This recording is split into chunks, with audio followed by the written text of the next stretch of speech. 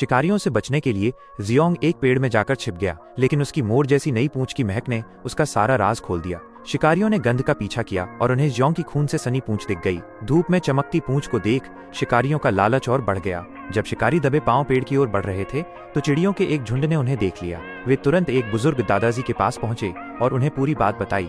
खबर सुनते ही दादाजी परेशान हो गए और जियोंग को बचाने का रास्ता सोचने लगे।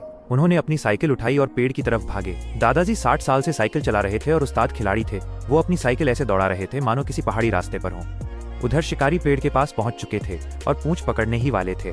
दादाजी बहुत हड़बड़ी में थे। उनकी साइकिल मानो धुआं छोड़ने वाली थी। रास्ते में एक बड़ी नदी आई, लेकिन दादाजी बिना सोचे समझे साइकिल समेत नदी में कूद गए। दूसरी तरफ जियोंग भी घबराया हुआ था। उसे लगा कि शिकारी ऊपर देख लेंगे, इसलिए वो पेड़ के अंदर भागा और उसे गिराने की कोशिश करने लगा।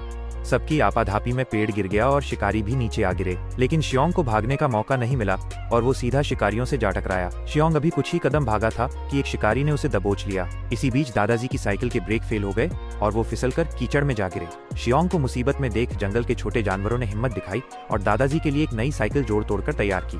शिकारी जियोंग को पकड़कर किसी होटल में बेचने ले जा रहे थे। तभी दादाजी वहां पहुंच गए और गिड़गिड़ाते हुए जियोंग को छोड़ने के लिए कहा। उन्होंने शिकारियों से वादा किया कि वो उन्हें इसके बदले बहुत कीमती पहाड़ी जड़ी बूटियां और फल देंगे। शिकारियों को पहले तो यकीन नहीं हुआ। उन्होंने कहा कि पहले माल दिखाओ। दादाजी समझ गए कि बात बन सकती है।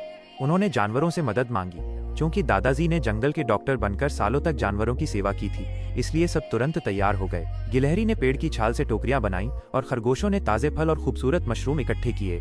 देखते ही देखते वहां कीमती फलों और मशरूमों का ढेर लग गया। शिकारियों ने जब देखा कि ये सामान जियोंग से कहीं ज्यादा महंगा बिकेगा, तो उन्होंने लालच में आकर जियोंग को छोड़ दिया और सारा सामान लेकर चलते बने। इस तरह जियोंग की जान बच गई और वो दौड़कर दादाजी के गले लग गया।